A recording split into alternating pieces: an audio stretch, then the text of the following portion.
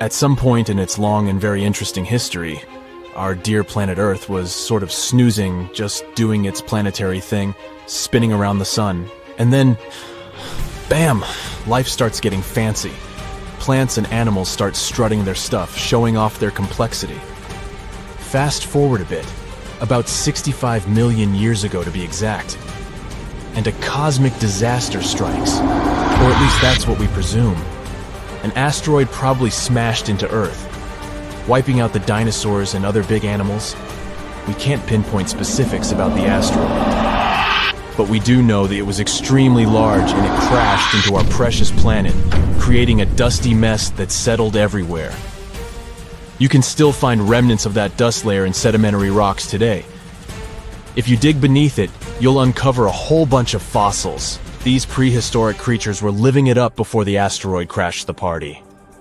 Think of it as the planet going on a cleaning spree, leaving a bunch of empty spaces waiting to be filled. And guess who took the opportunity? Mammals! These furry little critters were the ones to rise to fame. But why is it that this disaster became such a great opportunity for mammals? It's pretty simple, actually. With no big bullies around, they grew, multiplied, and had a population expanse. All kinds of mammals joined to fill in the blanks. Primates, rodents, basically, the whole furry gang. We're talking about placental mammals, marsupials, and even egg-laying mammals, adding some serious variety to the mix. We like to think of primates as our closest relatives here on Earth. What's their story? Well, around 63 million years ago, just a couple of million years after the dinosaurs' final dance, the primates decided it was time for a family reunion. They split into two groups, the dry-nosed primates, who became the cool monkeys and apes we know today, and the wet-nosed primates, who went off to become lemurs and aye-ayes, hey-hays. The fun didn't stop there. About 58 million years ago, the dry-nosed primates began their own little mission. One special guest called the tarsier, arrived on the scene, featuring big eyes that were perfect for late-night shenanigans. This tarsier took a different path from its primate relatives, embracing its unique niche and evolving separately. To this day, the tarsier is the only primate that feeds exclusively on meat. These little guys have a taste for insects, small birds, rodents, and even lizards. But that's not all that makes them unique. Their eyes are twice the size of their brains. Also, their heads can do a full 180-degree spin, just like an owl. Because of their features, the tarsiers are the true kings and queens of the night.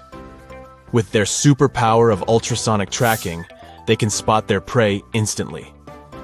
Plus, their legs and feet are like springs ready to launch them into action. They've got this special ankle bone called the tarsus, which gives them those epic leaping skills. Hence the name, if you were wondering. But let's leave these little critters to rest and get back to our story, shall we? About 55 million years ago, the Earth cranked up the heat, literally. This sudden hot pod was a bit too much for many deep ocean dwellers and plants to handle, and they bid their farewells. But hey, every goodbye is an opportunity for something new, right? The oceanic mammals known as cetaceans, saw their chance and took it. They splashed into those empty niches, becoming the rulers of the sea. In this category of creatures, you can find the blue whale and the dolphin.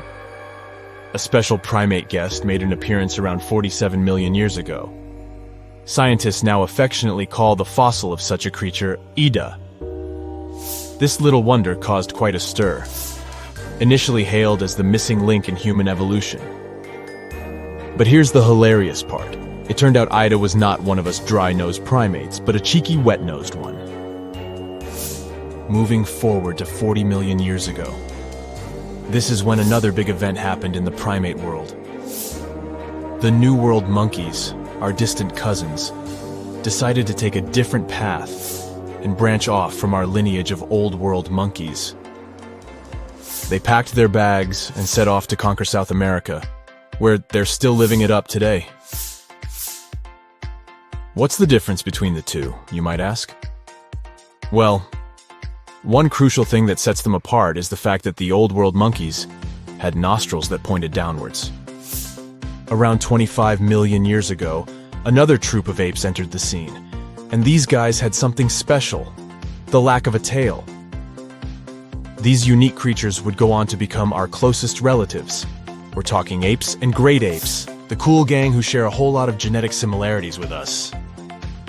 The first ape to break free from the monkey madness was the gibbon. About 18 million years ago is when this little acrobat swung into the picture. A few million years later, the great apes made their grand entrance too. Orangutans were the pioneers, venturing into the wilds of southern Asia. We're getting closer and closer to the present. It was 7 million years ago when the great apes took a major fork in the evolutionary road. One path led to our ancestors, the future Homo sapiens, and the other path led to chimpanzees and bonobos. These two primate branches remained united for a few million years before finally going their separate ways. 5.6 million years ago, a game-changing ape called Ardipithecus made its way into our evolutionary history. It had a special talent: bipedalism. That's right, this was one of the first apes to walk on 2 feet, probably making its primate buddies raise an eyebrow or two. The real showstoppers, however, arrived around 4 million years ago: the Australopithecus crew. These were the earliest members of the Hominina hominina subtribe, our tribe. What made them so special? Well, probably the fact that they brought some serious tools to the game.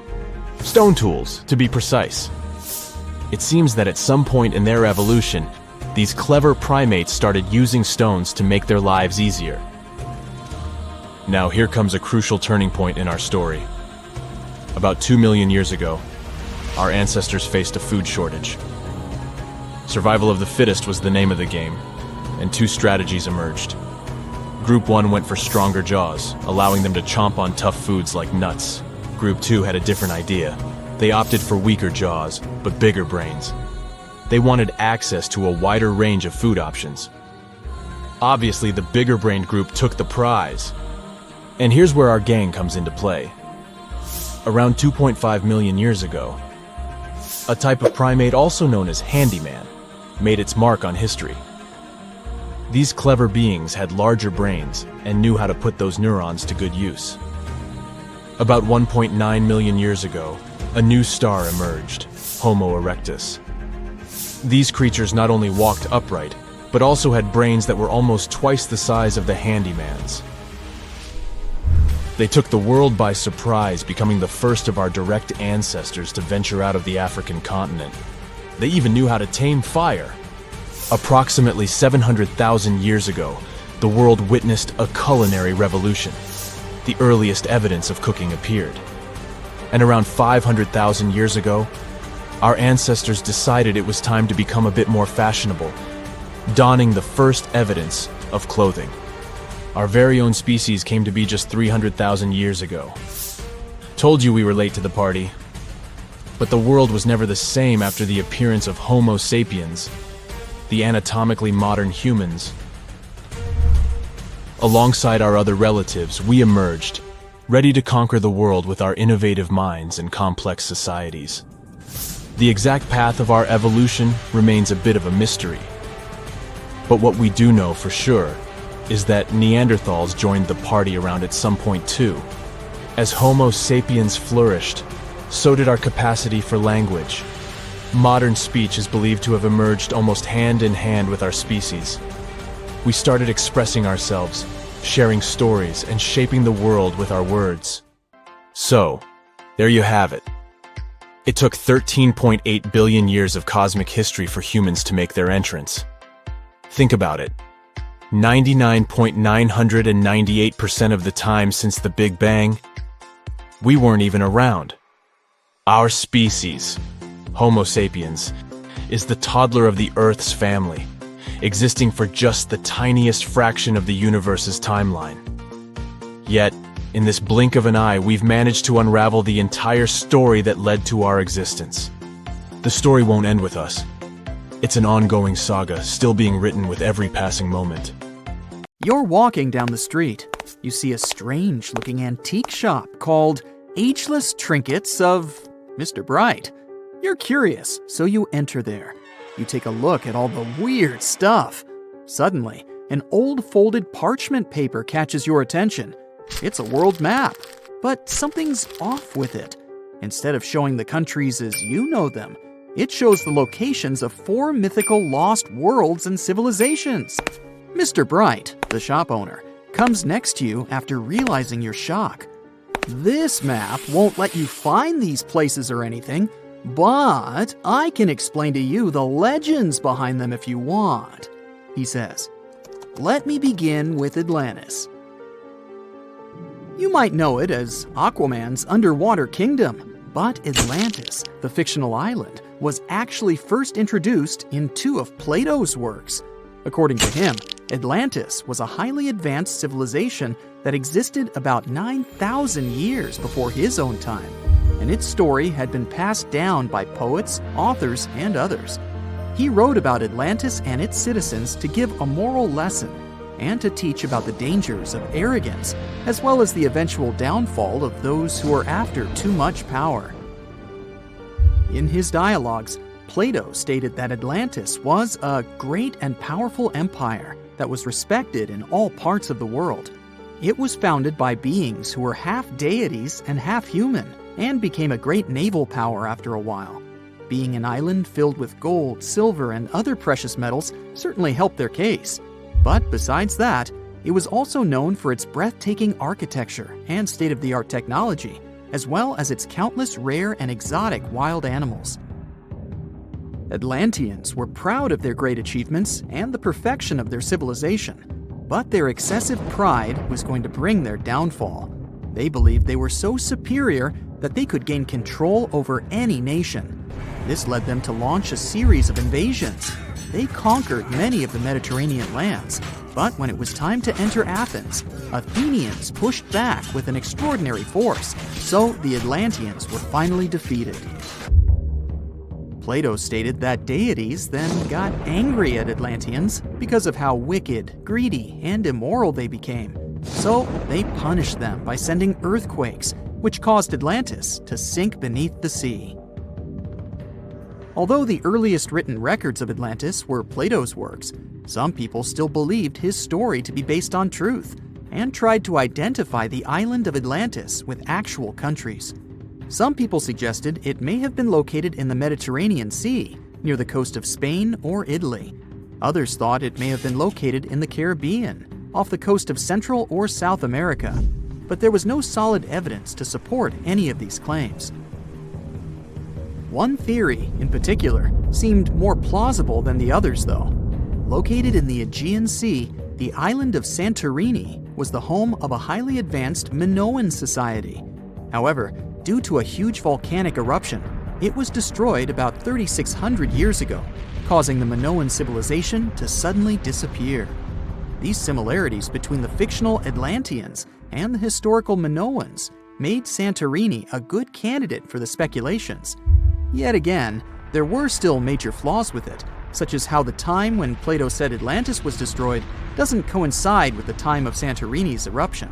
So Atlantis still continues to be regarded as nothing more than a popular legend in the scientific world.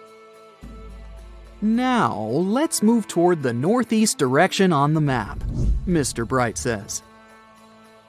According to Celtic Breton mythology, there once was a magnificent city called Ys, also known as Caris, that towered over Douarnenez Bay in France's Brittany region. It was the most wealthy city in the entire Atlantic.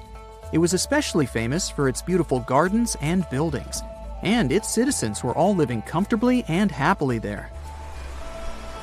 Dahut, who was King Bradlon's daughter in Breton legends and literature, had a deep love for the sea.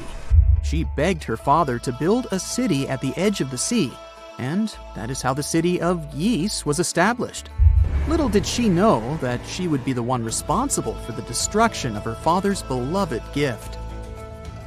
You see, since the city was surrounded by the sea, it needed to be protected by a dike equipped with floodgates, and these gates could only be opened at low tide. And the only one who had the keys to these gates was the king himself. One day, a handsome red knight arrived at the city but couldn't pass the gates. Dahut was so taken by him that she wanted to let him in. She knew that her father was the keeper of the only key to the city, so she sneaked into his room and stole it from him. Then she gave it to the Red Knight so that he could enter the city and they could be together.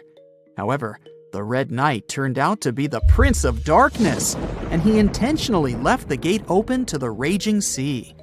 The waves soon swallowed all of Ys.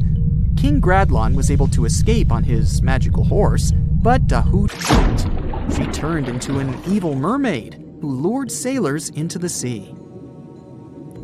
Today, if you go to Quimper, a city in Brittany, northwest France, you can find the statue of King Gradlon riding on his horse. Although the city of Ys is a legend, Brittany coast locals believe that on the days when the waters are calm, you can still hear the tolls of the city bells deep under the sea, if you listen carefully. Mr. Bright then points at the Indian Ocean on the map and says, "Now, have you heard about Lemuria?" Back in the mid-1800s, a few scientists suggested that there was once a continent that existed in the Indian Ocean, somewhere close to the south of modern-day Sri Lanka. The first one to popularize this theory was the British lawyer and zoologist Philip Lutley Sclater. In his paper, The Mammals of Madagascar, he stated that he found lemur fossils in India, and not in Africa. However, this discovery was extremely shocking to him because of the fact that lemurs' original homeland, Madagascar, is much closer to Africa. He proposed that this was possible only if some larger continent connected the two once. He stated that this continent must have eventually sunk to the ocean floor. He then named it Lemuria, and hence the theory was born. People who came after Sclater took his theory a step further and thought that Lemuria was also the home of an extinct race of humans called Lemurians, who had 4 arms and enormous bodies, and were also the ancestors of modern-day humans, as well as lemurs.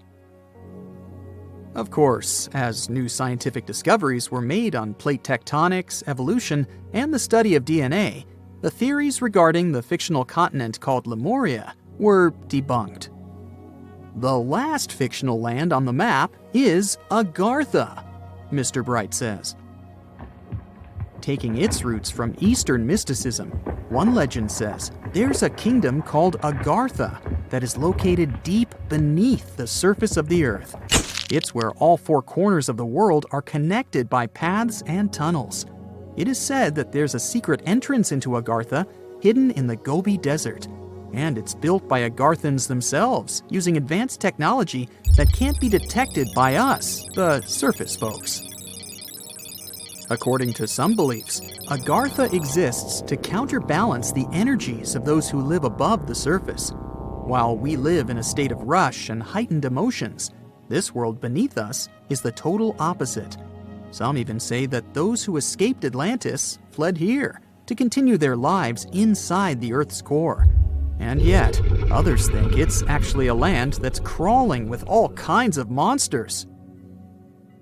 But there's no need to be scared, since modern science proved Earth's core is not actually hollow and is a solid hot iron ball. So you can cancel your journey plans to the center of the Earth if you've made any. Thanks, Mr. Bright. Imagine you get to be an archaeologist for the day. You'll travel the world to solve the mystery of long-lost civilizations that disappeared without a trace. Grab your chisel and fedora, and let's go. You arrive at the American Southwest, where an ancient mystery is waiting to be solved. You make your way to Chaco Canyon, just outside of Albuquerque, New Mexico. It's hot and dry in this deserted area. You're here to visit the ancient ruins of the Anasazi people. It's said that they were a thriving civilization that met a mysterious end. You hike a few miles before you begin to make out the shape of dwellings, constructions built of stone in the middle of the canyon. This is Pueblo Bonito, a 10th century complex that contains as many as 800 rooms and stands over 5 stories tall. The buildings are beautiful and made from sandstone. To access the complex, its inhabitants built a 400-mile network of roads, some of them 30 feet wide. You can't wrap your head around the fact that it was built so long ago. Everything looks so well preserved. The Anasazi reigned over the so-called Four Corners region from 100 CE to around 1600 CE. During this time, they built a civilization that sprawled over 30,000 square miles, including Colorado, New Mexico, Utah, and Arizona. Standing inside a huge kiva, an underground ceremonial chamber, you wonder what happened to the Anasazi people. Scientists have analyzed tree rings and found out that the Anasazi population lived through a period of great drought. The drought is believed to have lasted 23 years, and there was possibly no rain at all during this time. This definitely affected their livelihood, from malnutrition to battles over food and resources. But was it enough to make 30,000 people flee their homes? Researchers say these people left their homes with their belongings still in place. Ladles were left in ceramic bowls. Granaries were full of supplies. It was as if they intended to return, but never had the chance to come back. For many years, archaeologists have believed that the drought was the reason for the disappearance of this thriving society. But there's other evidence that shows a different story. Anthropologists say that the ancestral Puebloans, as they are also called, were an exemplary population. They were peaceful and lived together in harmony. But that's not what their architecture shows. They isolated themselves from the rest of the world by building their settlements so high on top of cliffs. And they built walls and other security structures in order to protect themselves. What were they so afraid of? Recently, archaeologists began to study bone fossils of the ancestral Puebloans, and they found evidence that suggests that toward the end of their civilization, things might have gotten pretty bad. Evidence shows that local leaders were ruling using fear-based methods. Severe punishment started to be inflicted on those who did not follow their strict rules. Why this happened is still a mystery, and you might need many other excavation trips to find out the truth. It's lucky that your next destination is really close by. Still in New Mexico, you'll visit the Blackwater Draw. It's a national prehistoric site that holds the story of the Clovis people. You're shocked to find out that the Clovis are possibly the oldest humans to have inhabited the U.S. They were the first humans to allegedly cross the Bering Strait and follow the ice-free trails down to the U.S.'s southern plains. Try to picture what this area looked like when the Clovis people roamed this land. A huge spring-fed lake with mammoths, giant sloths, saber-toothed tigers, and bison much bigger than the ones we have today wandering around. The archaeological site you're visiting shows that the Clovis population were big game hunters. You're able to identify the bones of several mammoths and even the stone tools that our prehistoric ancestors used to hunt them. Some of these date back to 13,000 years ago, aka the end of the last ice age. You're presented with two possible theories on the disappearance of the Clovis population. It's possible that during the final 1,500 years of the last ice age, changes in climate caused a shortage of food. Scientists also believe that this situation was worsened by overhunting. Another theory suggests that a large meteor hit North America, and this was enough to alter the climate and make the Clovis people migrate southward to try to survive. But the truth is, there's no evidence that any of that happened. Next, you'll fly to the Pacific Ocean, to the mysterious Easter Island. This place has left us with many questions, from the building of 13-foot-high face statues to the sudden disappearance of the Rapa Nui people who inhabited the area. You approach the island at Anakina, a white sandy beach on the island's northern shore. Researchers believe this area was one of the first settlements of the Rapa Nui. You could say you're standing at the end of the world, as you're over 3,000 miles away from South America and 1,000 miles away from the nearest island. Around 800 CE, when the first humans arrived, the island was an oasis. Today, the area is mostly deserted. You get your first clue on the fall of the Rapa Nui from an excavation pit you open at the beach. There's clear evidence of human presence: charcoal, tools, and bones, some of them belonging to rats.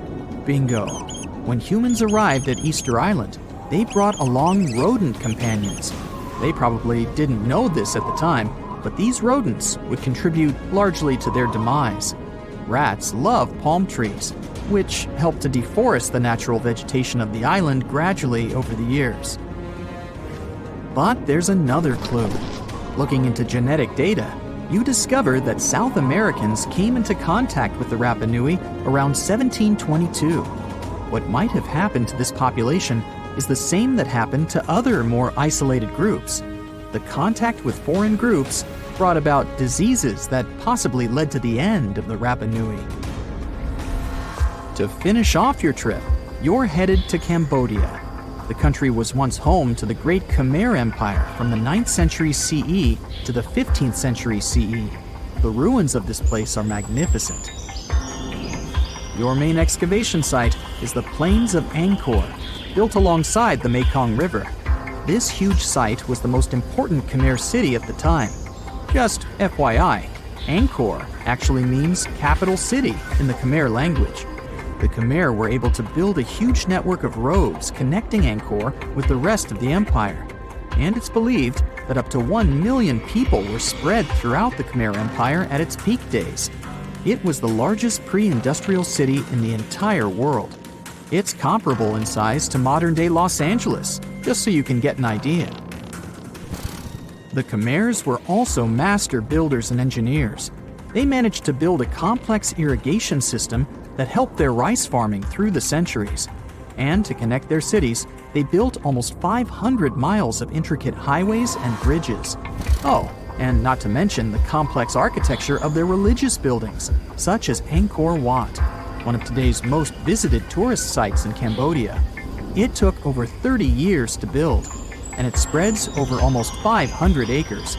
Back in the day, its towers were probably decorated with gold, but today, the site is a maze of vine-covered temples.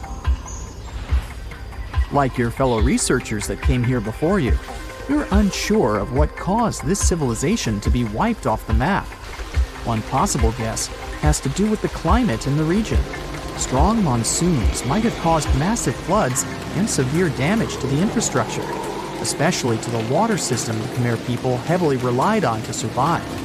But another reason could have been regional conflict and immigration. Toward the end of the 15th century, the empire started to decline in numbers, and this could have weakened its strong power. You might not go home with many answers, but you've certainly learned a lot, huh? It's the first day of your long-awaited trip to the Amazon forest. You flew all the way to South America. More specifically, you landed in the city of Manaus. It's the heart of the Brazilian Amazon. So far, you've traveled by air, car, and now water. You are on a tiny boat moving through the dark waters of the Amazon River. Yes, the river is also called the Amazon. And just FYI, it's the second longest river in the world. It loses only to the Nile River in Egypt. The Amazon sprawls for an impressive 2,700 square miles, beginning in Peru and ending only when it meets the Atlantic Ocean off the coast of Brazil. To get a closer look at the forest, you decide to start by exploring it by boat. First up, you watch some piranha fishing. You can even try to catch one yourself if you like. As you may know, piranhas are carnivorous fish that inhabit the Amazon River, so it might not be your best option to go swimming in these waters. One of the most emblematic species of alligators present in the Amazon River basin is the broad-snouted caiman. It looks pretty much like a regular alligator, except for the fact that it has a yellow chin. Your guide leaves the boat and searches the water to show you a caiman up close. He also tells you of another legendary creature that lives in the dark waters of the river, the pink dolphin. Lucky you get to witness a family of pink dolphins showing their fins near your boat. They look magical from the place where you're sitting. You've probably never known dolphins can be pink, huh? After a few mesmerizing moments, you discover that the dolphin's pink color is nothing but an illusion. The animals are originally pinkish-gray, but due to the brown colors of the Amazon River, they look vivid pink when you stare at them from above. Your guide tells you that the pink dolphin is a central character of Brazilian folklore. Locals believe that the pink dolphins can turn into humans and wander off into towns at night. You get off your boat near one of the entrances to the forest. Now you're going to continue your trip on foot. Your guide says that you are venturing into very dangerous terrain. The Amazon is home to some of the creepiest species of wildlife on the globe. But don't worry, we'll get to see a lot of them today. You've come prepared, of course. Bug spray, a raincoat, and your sharp eyes. Inside the jungle, you need to be alert at all times. You may have heard legends of the anaconda, a snake that can swallow animals as big as a cow in one go. Sorry to break it to you, but those are not just legends. Reptiles like these do actually exist. They live deep in the jungle. Is it right there, moving between the trees? Is it a spider? The so-called Goliath bird-eater is a monster spider. Its legs can grow up to a foot in length, and the spider itself can weigh around 6 ounces. It's also known as the king of tarantulas. You shouldn't get too close, of course. It's not venomous to humans, but its bite can surely sting. As its name suggests, the Goliath bird-eater can even eat birds, as long as they are smaller than it is. Up next, you run into another species of spider that draws your attention. This one is so tiny that you almost don't see it. It's known by the popular name of the decoy spider. You see one of its creations, a gigantic spider built by the tiny Cyclosa spider in order to scare off large predators. This is as amazing as it is creepy. A spider that uses the remains of other insects and dry leaves to create the image of a large spider on its web. If it fools predators, perfect! But to us humans, this work of art looks almost endearing. Who knew there were artists in the arachnid world? Near a small lake, you witness a unique scene. A large snake is slowly slithering its way toward a lizard that is resting on a rock. The lizard seems obvious to the presence of the dangerous reptile, but right as the snake is preparing to attack, the lizard flies the scene in its iconic way. The so-called basilisk lizard is famous for its ability to walk on water, or rather run across the water.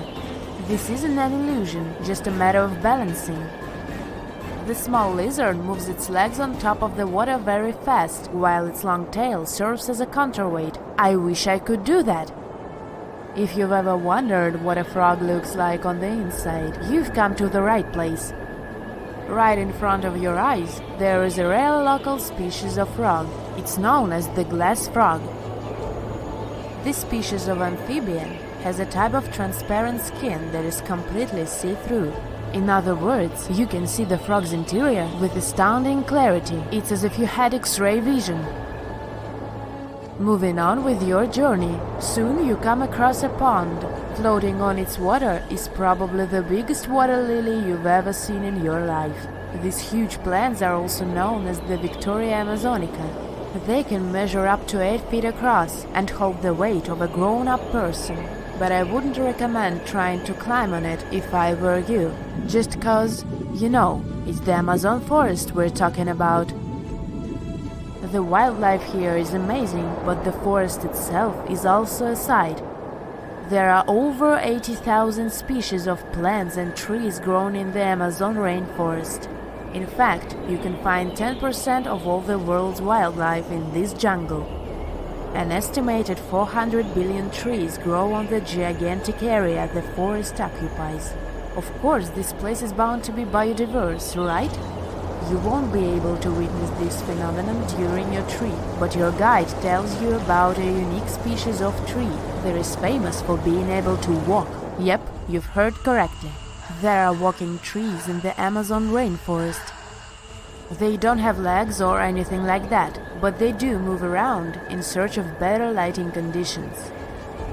The Amazon canopy is so thick that only 1% of sunlight can reach the forest floor. Because of this, some trees end up getting less sunlight than others. The so-called walking palm trees seem to be adapted to this situation.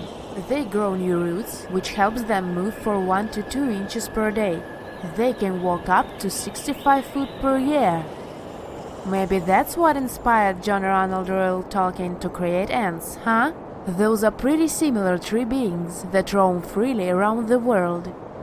I kid you not, it's not only wildlife that inhabits the Amazon. Actually, over 30 million people live in the forest. And there are also ancient settlements that scientists believe to have been thriving there. And I'm not talking about El Dorado, that's just a myth. But in 2018, a groundbreaking study showed that up to 1 million people probably inhabited the Amazon, between 1250 and 1500 CE. Can you imagine that? Working alongside local indigenous people, researchers from the University of Florida found several mounds in the Amazon. Besides these mounds, they also discovered interesting ditches and geoglyphs. After mapping all of these recurring mounds, scientists understood that this was a sign of an ancient settlement. They found remnants of carefully designed walls centered around plazas. This could only mean that these ancient cities were big and could host hundreds of thousands of people. These findings brought back the idea that the Amazon could have been home to thriving civilizations way before the Europeans arrived there. But rather than cities drenched in gold, they were simply well-developed agricultural societies. There you are, trekking across a desert on foot. It's hot, you're terribly thirsty, and now you gotta walk around this stupid wall. Wait, a wall in the middle of a sandy, lifeless nowhere? Exactly, a wall in the northern Saudi desert. Archaeologists have just made a super exciting discovery, and what they found was not just a single wall. No, it was a whole ancient walled city that might date back to 2400 BCE. They think this place was home to around 500 people and could have been used for 1,000 years. This discovery is groundbreaking. It means that the area could have been way more advanced than anyone expected. The city was well organized, with different zones for living, towers and strong walls for protection, and different sections for all kinds of daily life. This ancient city, now called Al-Natab, was basically an oasis town, and it's great since it can give us a peek into what life might have been like in this desert thousands of years ago. Apparently, they had clearly separated areas, like residential sections, a cemetery, farmland, and even a town center. This oasis city, found in the Khaybar area, is the first big organized settlement from the 2nd or 3rd millennium BCE that researchers have uncovered in northwestern Arabia. The first survey showed that this town, which covered about 6 acres, had several districts, including the residential area, the cemetery, and the legal one, with courts. The houses were set up in neat rows, all connected by small roads. Those streets kept the residential area separate from the rest of the town. Back then, most people in this region were nomadic herders, always moving around. But archaeologists have been sure that during the Bronze Age, northwest Arabia had small walled towns and oasis centers scattered across it. These connected oasis towns were unique, offering secure places for people to live, store goods, and trade. They started showing the beginnings of urban planning, which hints that people of that time were already starting to settle down and organize communities more seriously. The research team estimated that there were about 50 homes in Al-Natab, but that number could go up to 70 as they keep digging.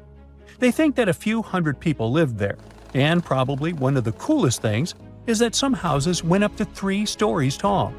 Built on a slope near a couple of major trade routes, this city was set up in a prime spot. Now, one of the most impressive things about this place is its water supply.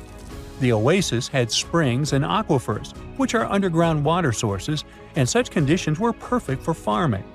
Those water sources meant residents could grow their own food, making the town self-sufficient.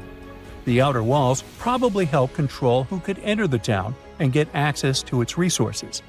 This settled way of life was an impressive shift from nomadic living to a more agro-pastoral lifestyle, which means a mix of farming and herding animals. Another find that supports this theory is a bunch of tools, like grinding stones, mortars, and pestles, discovered inside the town. People there must have ground grains and prepared food.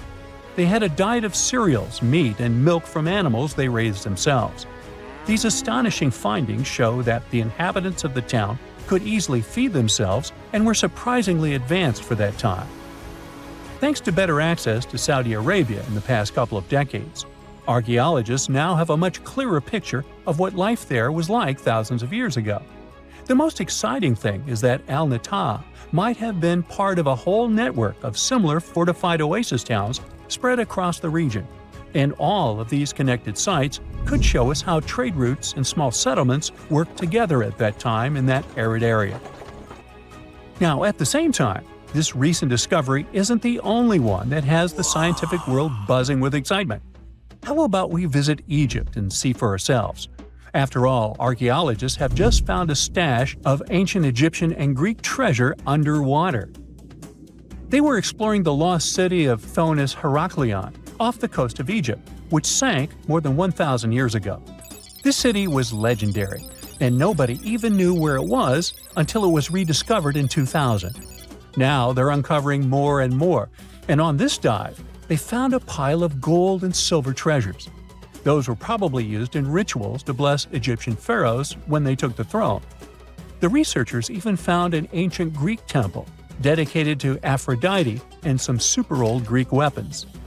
Frank Gaudio, the lead archaeologist, said it was astonishing that those delicate objects had survived the disaster that brought the city down. Back in its prime, Thonis Heraklion was one of the biggest port cities in the Mediterranean. It was a huge center of social life and was the main entry point for ships from Greece coming into Egypt. But tragically, due to rising waters, earthquakes, and a catastrophic tidal wave, the soil underneath the city literally turned into mush, and then the entire city sank into the Mediterranean. It was forgotten until Gaudio's team found it in 2000. Since then, they've been uncovering new parts of the city and piecing together its history little by little. If a lost underwater city doesn't seem impressive enough, we can travel to the Amazon. The discovery made there is truly mind-boggling. For centuries, people have talked about lost cities deep in the Amazon, like El Dorado, that mythical city of gold that lured Spanish explorers into the jungle. A lot of them never came back. Then, in the 1900s, a British explorer named Percy Fawcett went searching for what he called the lost city of Z, and he too disappeared. But now, finally, scientists have actually found proof that those lost cities in the Amazon were real all along. A team of scientists use a tech called LiDAR, which basically allows you to see through thick jungle from above by bouncing light beams off the ground. They flew over the jungle in Bolivia in a helicopter about 650 feet up and mapped out those hidden ancient cities. What they found were ruins of a huge urban settlement built by the Kasarabi people who lived there from 500 to 1400 CE. And it wasn't just a couple of buildings here and there. No, the LiDAR maps revealed massive urban centers, pyramids, platforms, roads, canals, and causeways, all carefully laid out. Turns out the Amazon wasn't just an untouched jungle. It was once home to big, complex cities. A scientist from the German Archaeological Institute explained that Europeans had long ignored the possibility of ancient Amazonian cities, but the LiDAR maps showed they were wrong. The new maps have revealed 26 sites, including 11 that no one even knew existed. Researchers have discovered two main city sites, Landivar and Kotoka. They had massive moat causeways stretching out like spokes on a wheel, linking the main cities with smaller surrounding settlements. Some of the canals even connected the cities to rivers and a big lake, which allowed water to flow through the area. Over the years, scientists found scattered ruins all over this region, but the thick jungle made it nearly impossible to connect the dots and see if or how they were related. With LiDAR, the whole layout came to life, showing that those sites were part of a much larger organized urban system. It's now also clear that the sites had a greater meaning, since everything is lined up in a way that could be symbolic of the spiritual beliefs of the inhabitants. The Kasarabi culture isn't as famous as the Maya, but they had a thriving society in an area that faced huge challenges, like yearly flooding. And although the nearby Andes had their own monumental sites, the Kasarabi were doing something absolutely unique. They even had reservoirs to store water, which suggests they might have been dealing with occasional droughts, which is pretty unusual for the Amazon. Actually, those terrible droughts could be why the Kasarabi eventually left their cities around 1400 CE. Humans invest a lot of time and money exploring the unknown. First outer space, then the ocean floor. But there's another frontier we're trying to conquer. Scientists call it the deep frontier. I'm talking about how far down to the Earth's core we've made it so far. During the 60s, humans tried digging the deepest man-made hole on Earth. This took us deep into the Arctic Circle. What later became known as the super deep borehole is also the deepest artificial point on Earth, reaching the depth of 40,230 feet. It took 20 years to drill this far into the Earth's crust, and researchers say this is only about 1/3 of the way through to the mantle. Here's a quick anatomy of our planet. If the Earth is like an onion, the crust is like the thick skin of this onion. This part is only 25 miles thick.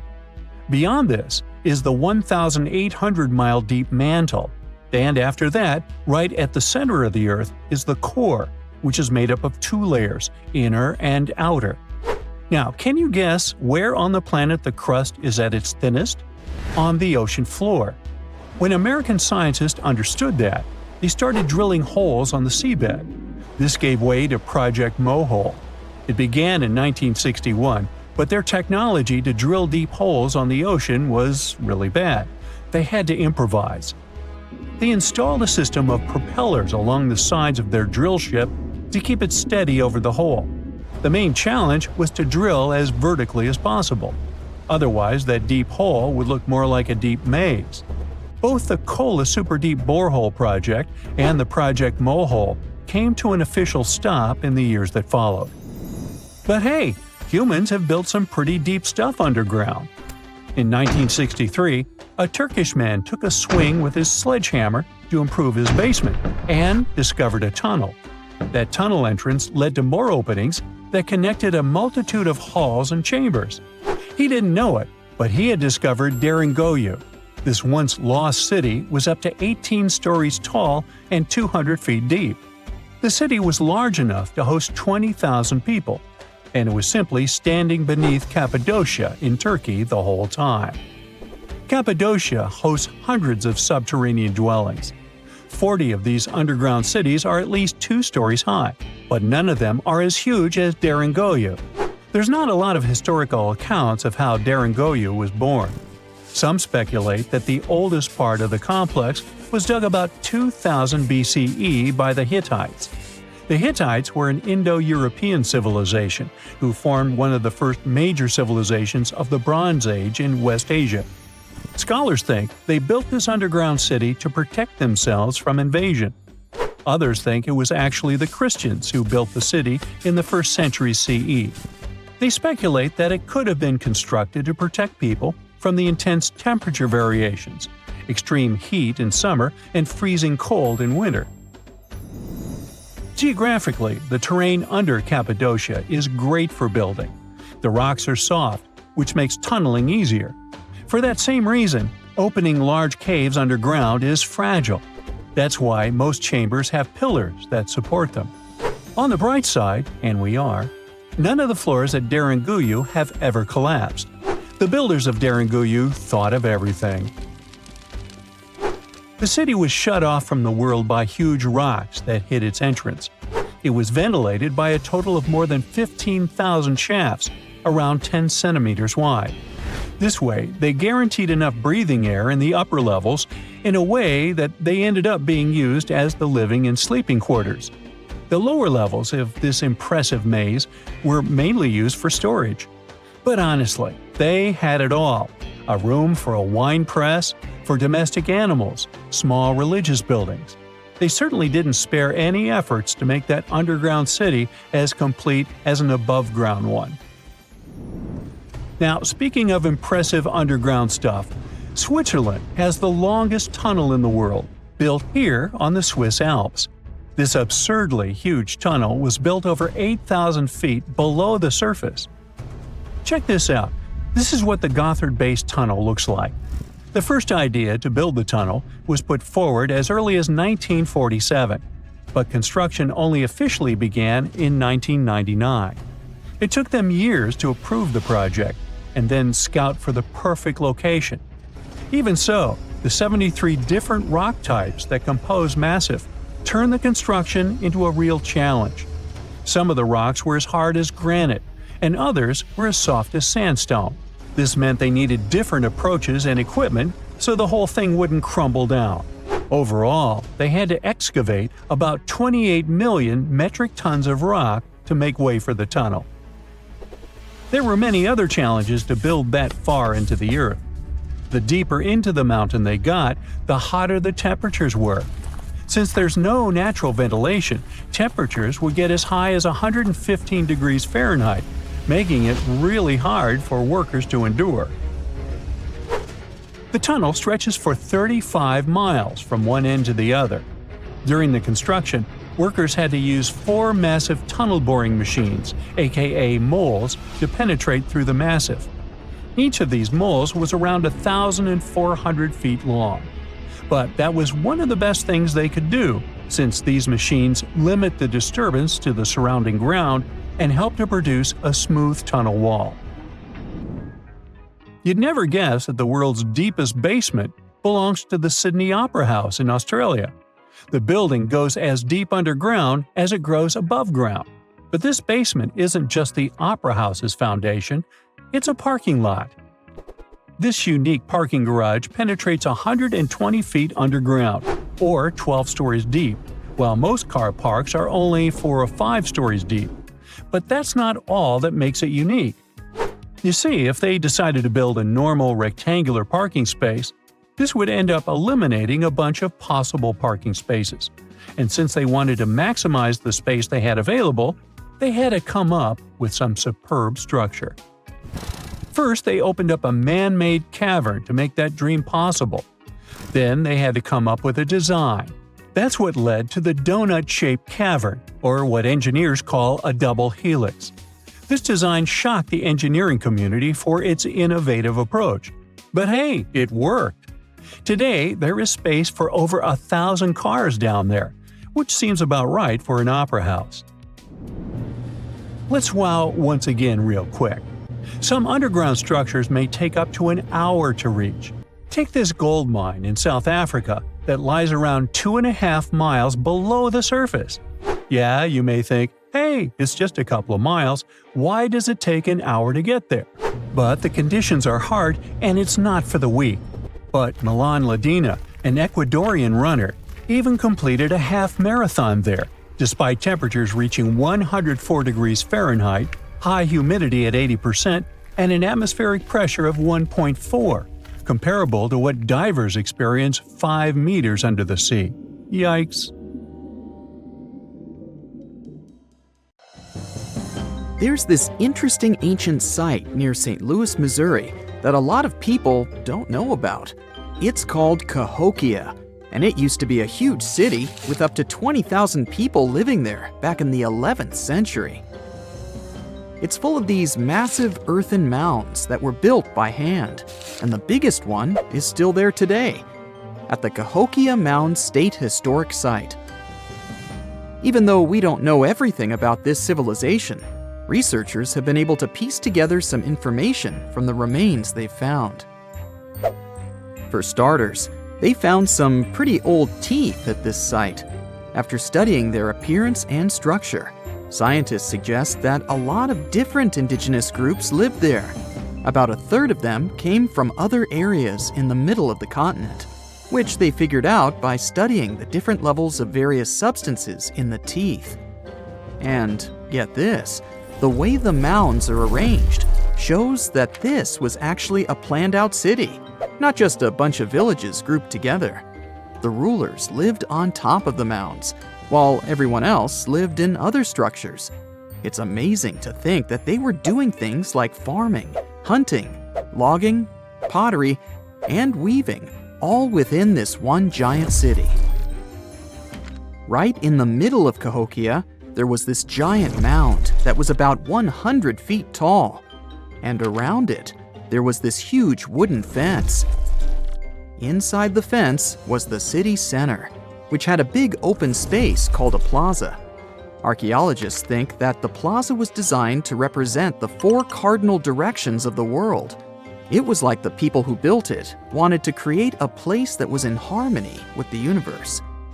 The center of the city was where they held ceremonies and events, and it was such a big deal that people from outside Cahokia would come to be a part of them too. What became of this city? Hard to tell. Some people think that the reason it fell apart is that they cut down too many trees and the land got all messed up. Other scientists believe that's not true because the soil was still in pretty good shape after the city was gone. The Europeans were not even around at that time, so they couldn't have influenced the downfall of Cahokia either. There's also one theory that suggests there were fights with other communities that caused the city to collapse. These days, there are over 65 preserved mounds, and you can even climb the steps of the tallest one. The best part is that local authorities are thinking of making it a national park, so you should totally plan to visit before it gets too crowded. Mohenjo-Daro is another lost ancient city that's still surrounded by mystery. Located in modern-day Pakistan, it was a city that flourished during the Bronze Age, and it was extremely advanced for its time. It had things like water systems and fancy architecture that other cities didn't have back then. Despite these features, it's not as well known as other ancient cities, like those in Egypt or Mesopotamia.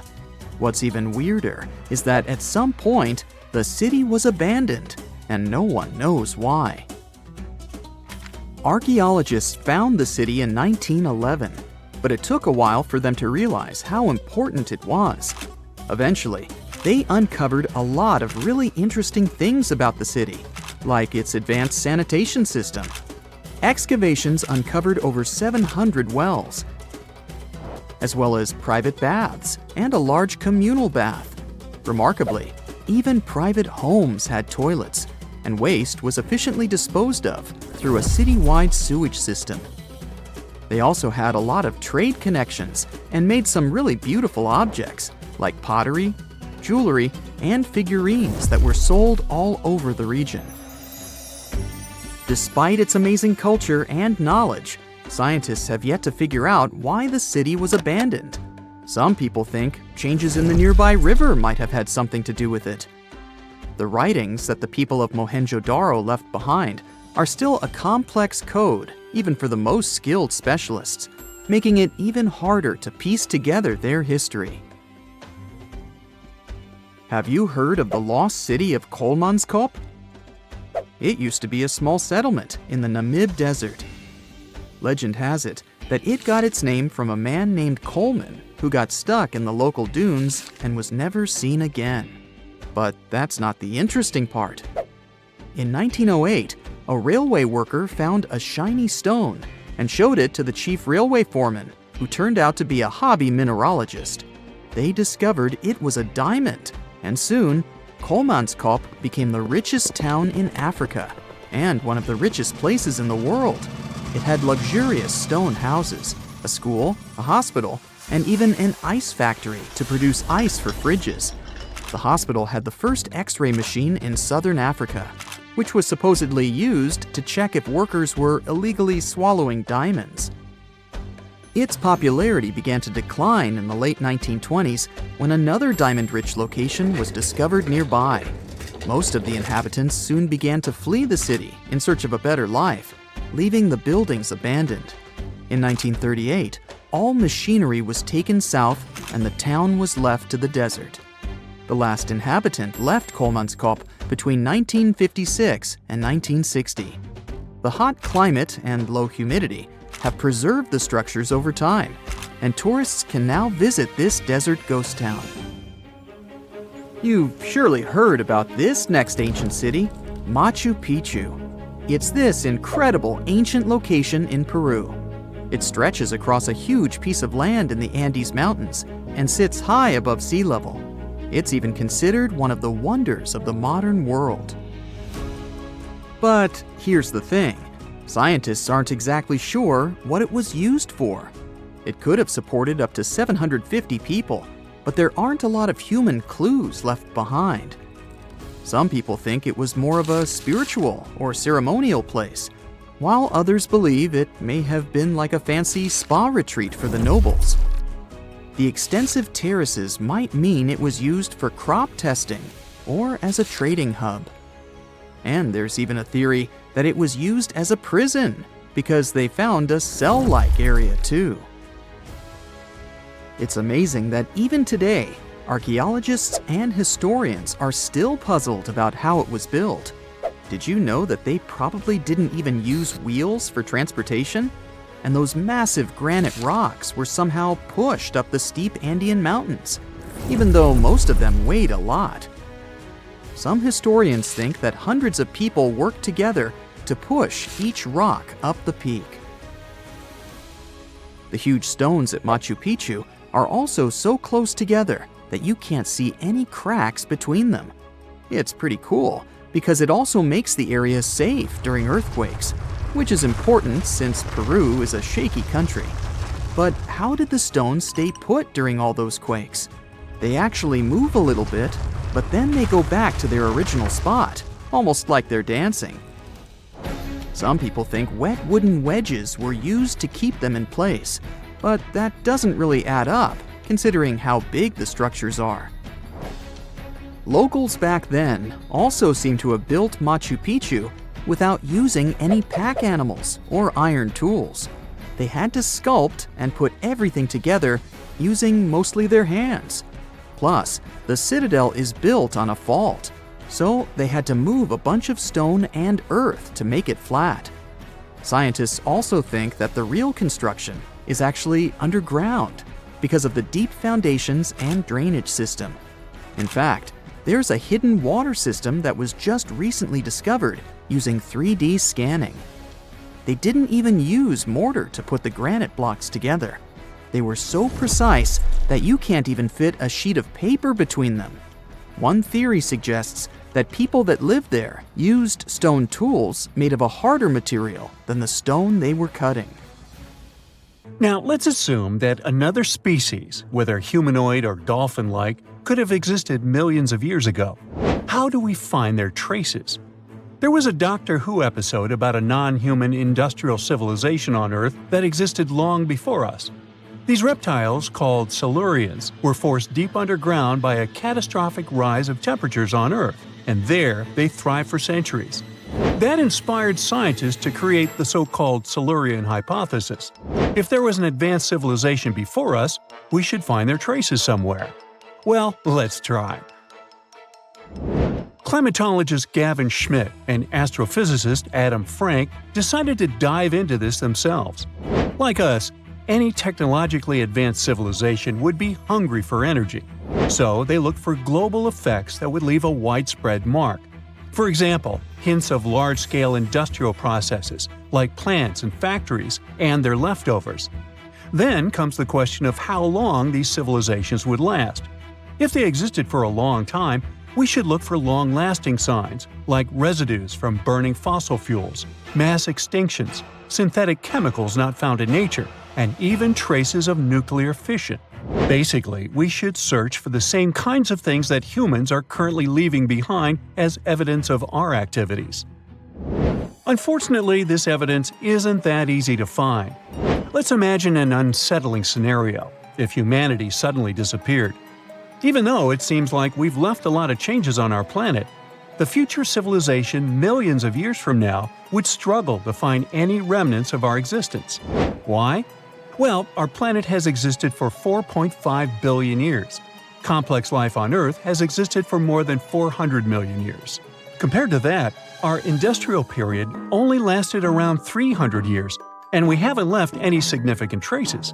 Our record of Earth's history is full of gaps, especially the further back you look. The fossil record captures only some things, being very selective and incomplete.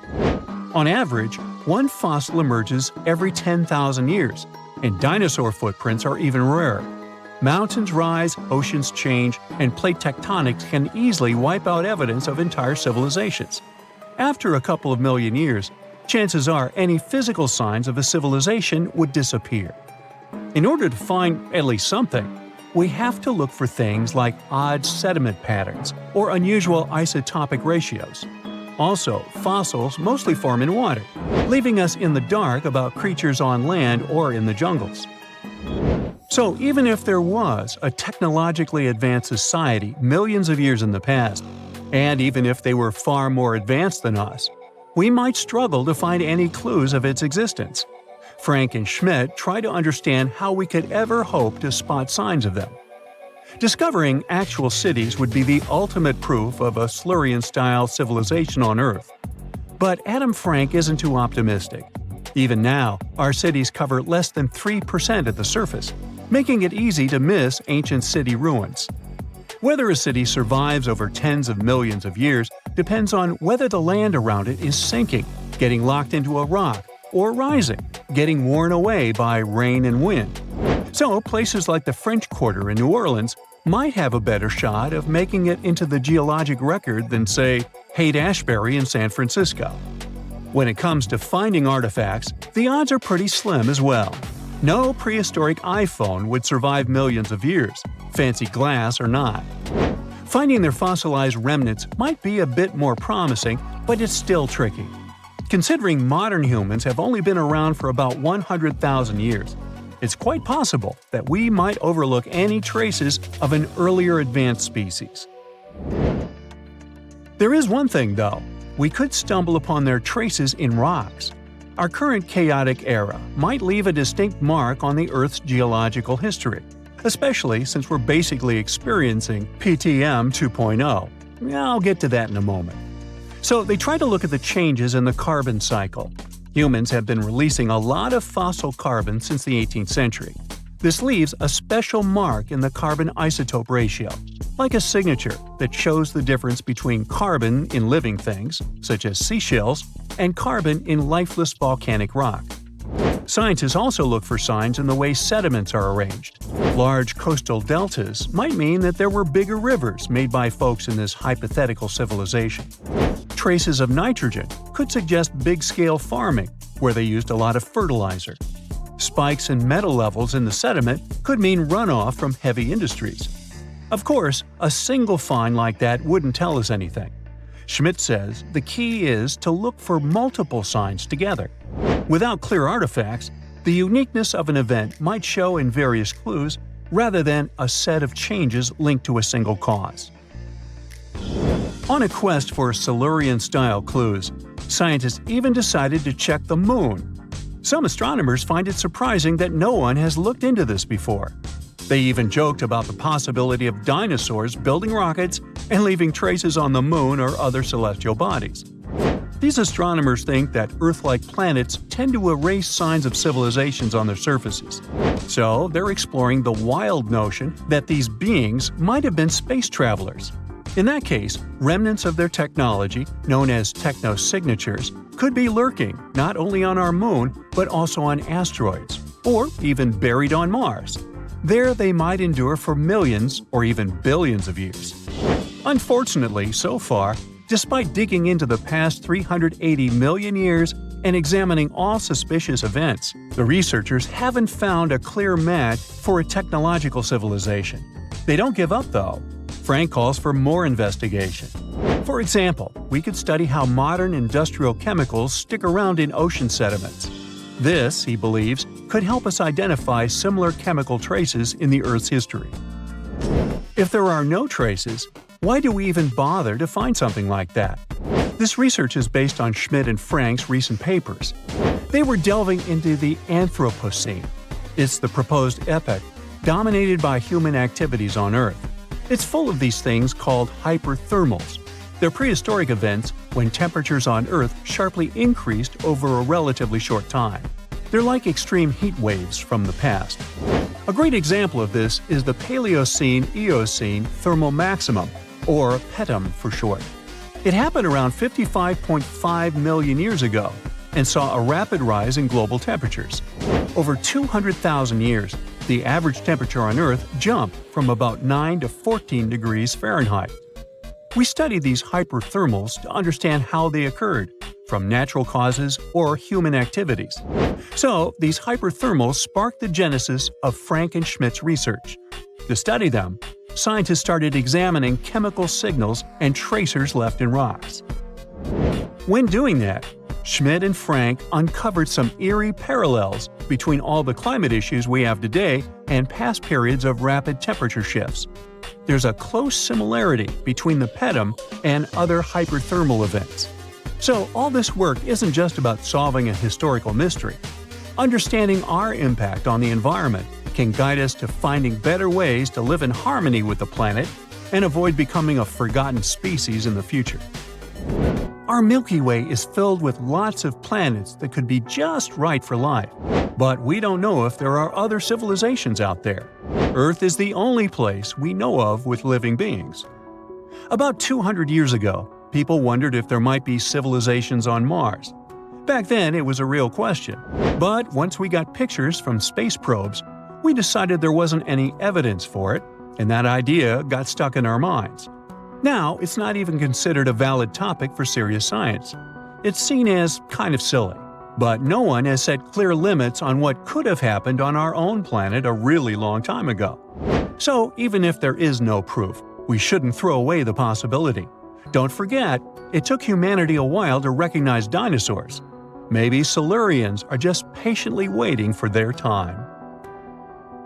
X-rays are a type of invisible radiation that can pass through our bodies and objects. They're very important in the field of medicine because they allow doctors to see inside our bodies without having to perform surgery. Now, let's dive into how X-rays work. They're a kind of electromagnetic radiation, just like light or radio waves. However, they have much higher energy than light, which makes them able to go through objects that light cannot. Imagine you have a powerful flashlight. If you try to shine it through a wall, the light won't go through because the wall is too thick. But these rays have enough energy to go through walls and even our bodies. The discovery of X-rays happened by accident in the late 19th century. A scientist was experimenting with cathode rays, which are a type of radiation. He was working in his lab and noticed that a nearby fluorescent screen started to glow, even though it was not directly exposed to the cathode rays. He realized that something invisible was causing the fluorescence, and he named it X-ray, because X is the mathematical symbol for something unknown. He continued experimenting with such rays and discovered that they could pass through many objects, like flesh and bones, but not through denser materials like metal. He also found that X-rays could create images on photographic plates, just like a camera takes pictures. The way this works is quite fascinating. Imagine you're standing in front of a bright light and you hold your hand in front of your face. Your hand blocks the light and you can't see through it. But if you place a sheet of tissue paper in front of your hand, some light will pass through, and you'll be able to see the outline of your hand. X-rays work in a similar way. When a doctor wants to take an X-ray of a part of your body, they will ask you to stand or lie down next to a machine. This device has a special plate that can capture the image. Let's say the doctor wants to further examine your arm. They will place the X-ray plate on one side of your arm and the machine on the other side. Then, the machine will produce a controlled burst of X-rays that pass through your arm. Remember how we talked about the tissue paper allowing some light to pass through? Well, in this case, some of those X-rays will go through your arm, while others will be absorbed or blocked by the denser parts of your body, like bones. The plate captures the X-rays that pass through your arm, and it creates an image. This image shows the bones and other structures inside your body, allowing the doctor to see if there are any problems or injuries. Now, you might be wondering why X-rays can pass through some things but not others. It has to do with the density and composition of the objects. Denser materials like bones absorb more X-rays, so they appear white in the image. So when you look at the result, you'll see your bones as white shapes. Other tissues like muscles and organs are less dense and allow some of those rays to pass through, so they appear as gray shadows. What if I told you there's a whole new way you can peek inside objects, but without using X-rays? I'm not talking about magic powers. Take a comfortable seat while I explain what myography is. This fascinating scientific technique allows us to see inside objects and even beneath the Earth's surface using a special type of particle called a muon. These elementary particles are very similar to electrons, but they're much heavier. They are created high up in the Earth's atmosphere when cosmic rays, which are particles coming from space, collide with the air molecules. Now, muons are special because they can pierce through different materials. They can pass through rock, soil, and even buildings. Scientists realized this potential back in the 1950s when they were studying cosmic rays and noticed that some of the particles could pass through thick materials. The first myography experiments took place in the 60s. Specialists discovered that muons can be detected using special devices called muon detectors. These detectors are usually placed underground or in specially designed laboratories to shield them from other particles and background radiation. Now let's dive into how myography actually works. Imagine you have a large object, like a pyramid, a mountain, or even an ancient statue, and you want to see what's inside without damaging it. First, detectors are positioned around the object or in the area you want to examine. These detectors are sensitive to muons and can track their paths. When such a particle passes through a detector, it leaves a trace, like footprints in the sand. By collecting data from multiple detectors, scientists can reconstruct the paths. Here's where things get really cool. The Earth's atmosphere acts like a natural filter for muons. It turns out that the more massive an object is, the more particles it will block. So, if you have a large, dense object like a mountain, fewer muons will pass through it compared to a smaller, less dense object, like an empty box. This difference in the number of particles that reach the detectors can give us clues about what's inside the objects. Scientists use computer algorithms and mathematical techniques to analyze the data and create images. These images represent the density distribution of the object being studied. It's like creating a map that shows where the densest areas are and where there's gaps inside the object. The concept of myography is similar to using shadows to understand the shape and size of an object. Imagine you're standing in front of a bright light and you place your hand between the light source and a wall. You'll see a shadow of your hand on the wall. Based on the shape and size of the shadow, you can get an idea of what your hand looks like, even though you can't see it directly. This technique has been used to study various objects and structures. For example, scientists have used it to explore the inside of volcanoes and pyramids, and even to investigate the structure of mountains and the Earth's crust. With the help of this amazing technique, scientists have now uncovered new information about the Great Pyramid of Giza. They discovered something that had eluded tomb raiders for centuries. They found a hidden chamber. And guess what they named it? The Big Void. Yeah, I know, not the most creative name. They even used 3 different muon detection techniques just to be super sure that it was indeed a big, mysterious void inside the grandest pyramid of them all. Once news got out about this mind-boggling discovery, Egyptian authorities couldn't resist the temptation to explore further. So they brought in an endoscope camera to confirm the existence of this epic void. So they inserted a camera through one of the openings underneath the entrance, and voila, it revealed a corridor. More so, the corridor had a chevron ceiling. I can't help but imagine the ancient Egyptians using it as a cool dance floor. Another team of scientists decided to take another shot at scanning this newfound void. According to them, the Great Pyramid of Giza is a pioneer in the pyramid game. It used a technique called chevron to cover internal structures and keep them from collapsing. Now, why did the ancient Egyptians build this corridor and the grand void it leads to? One theory suggests that the corridor was built to relieve pressure inside the pyramid. Another theory says that the void could be a result of the pyramid's construction process. It could have been an internal ramp used to move roof blocks into position, and then it was left there or filled loosely with rubble.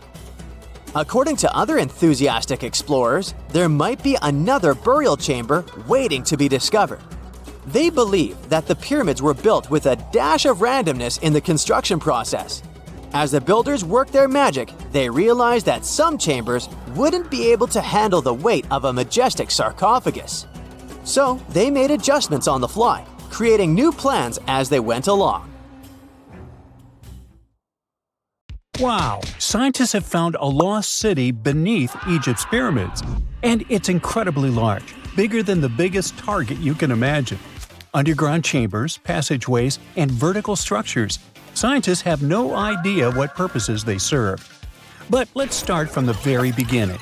Italian and Scottish scientists studying the Pyramid of Khafra discovered something that looked like secret tunnels under 3 pyramids. This find might change what we know about ancient Egypt. The expedition, called the Khafra Project, was led by Corrado Malunga from Pisa, Italy, and Filippo Biondi from the University of Strathclyde, Scotland. Their mission was to focus on exploring Khafra's pyramid, the second largest on the Giza Plateau. Scientists uncovered a massive structure beneath the Pyramid of Khafra. Could it be an ancient Egyptian underground city? The experts analyzed the data they had and came to the conclusion that 8 large vertical structures could be hiding beneath, possibly wells or shafts. They extend a staggering 6,500 feet across. Imagine placing 2.5 Burj Khalifas on the ground, one after another, and you get the sheer size of this find. These shafts also plunge nearly 2,000 feet underground. Some of the deepest underground stations in the world are located at a mere 380 feet underground or so. These cylindrical shafts are surrounded by spiral paths. Picture some old Gothic castle. They're connected to 2 giant, weirdly shaped chambers. Are those cubes? Or possibly bowls? Each of these chambers is likely more than 260 feet across. Now, even though we know about the structures now, no one has figured out their original purpose yet. Want to hear something even more shocking? Okay then. The team is almost sure that similar access points can be found under all 3 pyramids. In other words, all of them might be linked by a hidden system of underground tunnels, chambers, and passages. Even deeper, about 4,000 feet under the surface, there might be more unknown structures. And doesn't it add to the mystery? But the coolest news is that, according to some team members, these hidden structures near Giza pyramids could align with the legendary Halls of Amenti. In ancient Egyptian mythology, it's a place where people are believed to arrive when they're close to the end of their days. There, they are said to take a 3-day-long trial, facing their biggest fears. Now, how did scientists even discover these hidden spaces? To uncover them, researchers used 2 satellites positioned 420 miles above Earth. They sent radar signals to the Giza Plateau, and these signals generated detailed images, which were later compiled into a 3D model of the underground layout, including the newly detected shafts. Then, using synthetic aperture radar or SAR technology, which is a type of radar that can penetrate through stone, the team also spotted 5 small room-like structures hidden deep within the pyramid. One of these chambers contained a sarcophagus, which was once thought to be the tomb of Pharaoh Khafra. But now, scientists believe this was a mistake. The true burial site is likely to be elsewhere. In any case, these 5 hidden rooms were completely unknown before the scans.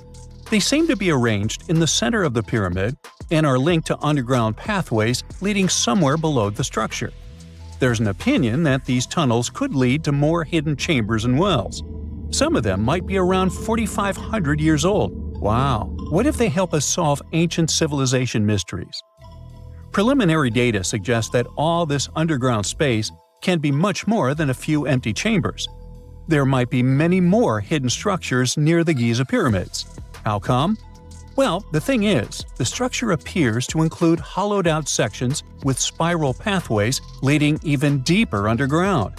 Refining the images hinting at this could reveal an extensive subterranean network. It might be a whole city hidden under the surface. Now, despite the excitement surrounding these findings, there are also a lot of people who don't believe in the existence of the underground city. They're skeptical about the archaeological discovery in Egypt due to the lack of peer-reviewed verification. That's why several archaeologists and radar experts have challenged the validity of the claims. They've explained that the technology used to make the discovery may not be advanced enough to produce such detailed underground imagery. According to them, the 5 smaller chambers found near the surface could be natural formations, since the area had had sacred significance long before the construction of the pyramids.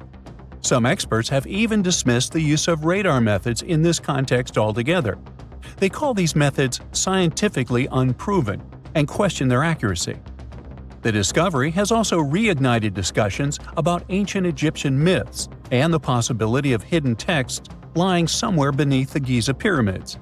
The layout of the newly detected underground chambers shares similarities with mythological accounts of the Hall of Records, a rumored chamber that could preserve early Egyptian wisdom. If confirmed, these findings could significantly reshape the understanding of Egypt's sacred topography. Plus, this lost city beneath Egypt's pyramid could become physical evidence of previously unknown underground structures.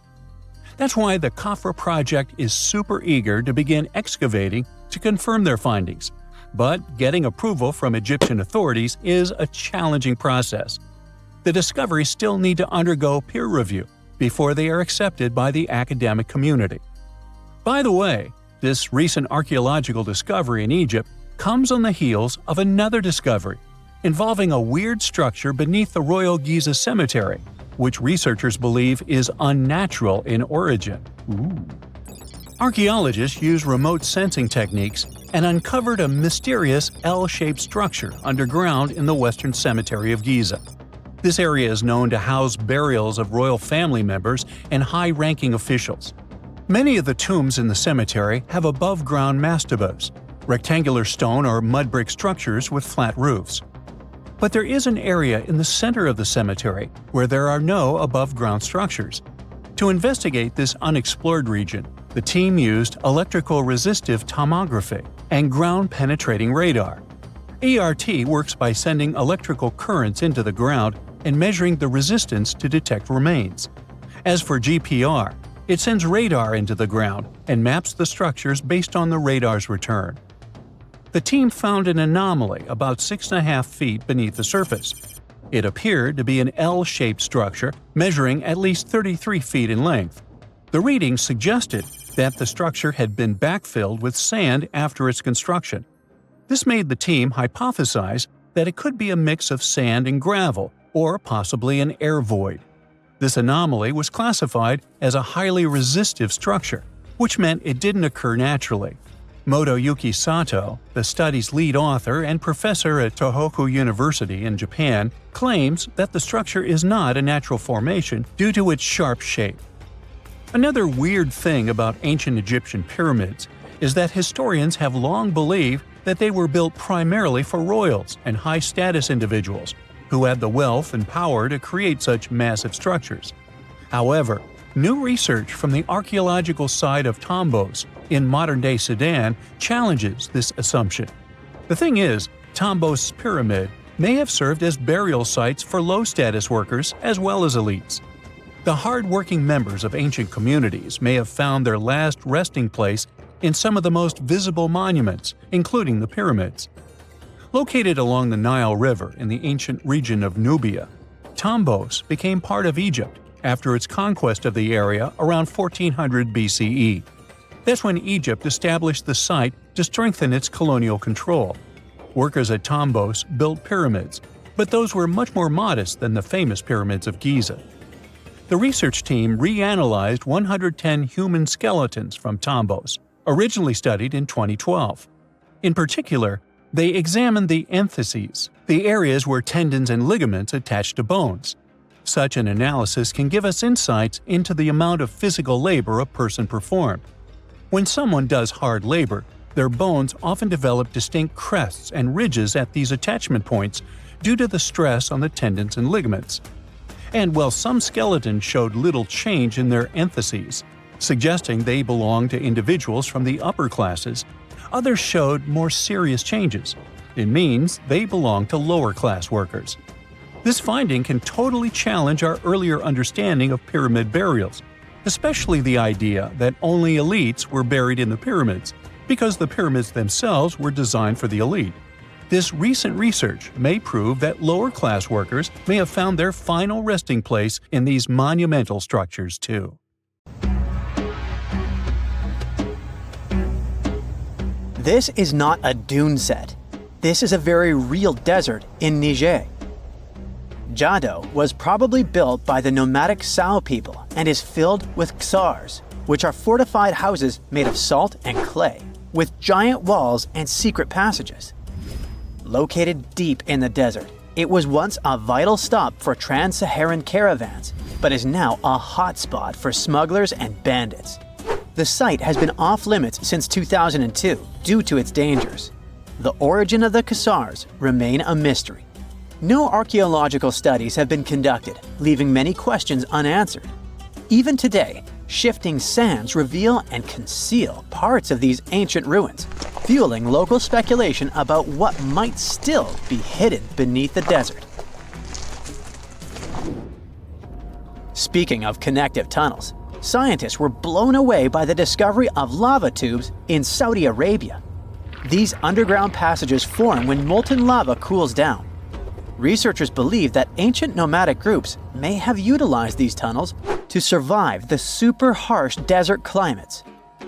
While excavating the tunnels, archaeologists uncovered artifacts, rock art, and skeletal remains. The art and animal bones show that the people who used the tunnels were probably sheep and goat herders. They're still piecing together whether these groups lived in the tunnels for extended periods or just used them as temporary shelters. The Great Pyramid of Giza has been standing for thousands of years, but it's still hiding secrets. Using special scanning technology, scientists found two hidden structures under an ancient burial ground. The first is a shallow L-shaped structure, and below it is a much larger space that could be a final resting place or a chamber. The smaller structure was filled with sand on purpose, while the deeper one might be an empty chamber. Experts believe the two are connected, possibly as an entrance leading to a secret chamber. This is big news because it might give us some more insight into who built the pyramids and why. The world is full of ancient writing, but some messages refuse to give up their secrets, like the mystery of the Bashplemi tablet. This unusual stone, pulled from a lake in Georgia, is covered in symbols no one can read.